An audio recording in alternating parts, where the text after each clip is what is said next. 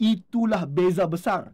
Titik besar beza antara Iblis yang buat salah tergelincir dengan Adam yang buat salah tergelincir. Adam boleh menjawab, tapi Adam tak menjawab. Adam boleh terus sombong setelah ditegur, namun Adam tidak sombong setelah ditegur. Adam boleh salahkan orang lain, termasuk salahkan Allah. Adam tak salahkan orang lain, Adam tak salahkan Allah. Adam boleh berdendam dengan Iblis. Adam boleh berdendam dengan malaikat-malaikat. Adam boleh berdendam dengan Allah Ta'ala. Namun Adam tidak berdendam. Apa yang Adam dan Hawa buat?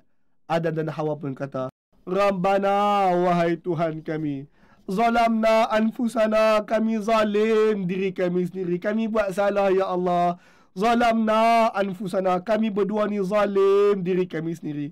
Wa illam taghfir lana wa tarhamna, kalalah engkau ya Allah tidak ampun kami, kalau engkau ya Allah tak sayang kami, la for sure nakunanna minal khasirin, kami akan termasuk dari kalangan orang-orang yang rugi.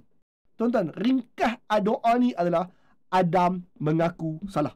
Inilah perkataan Adam yang berbeza 180 darjah daripada perangai Iblis.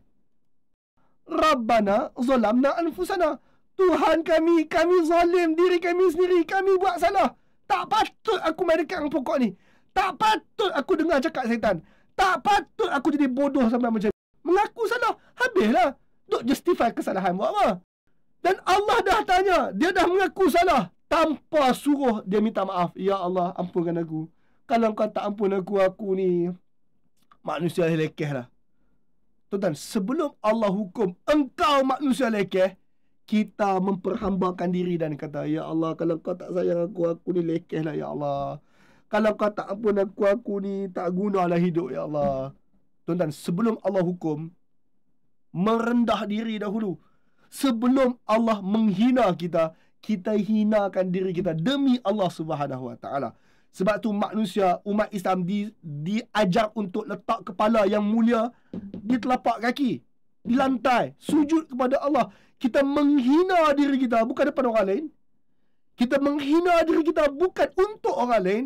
Kita menghina diri kita kepada yang maha mulia, Allah Subhanahu Wa Taala. Sebab itu kita diajar untuk letak kepala kita yang mulia di lantai untuk Allah Ta'ala.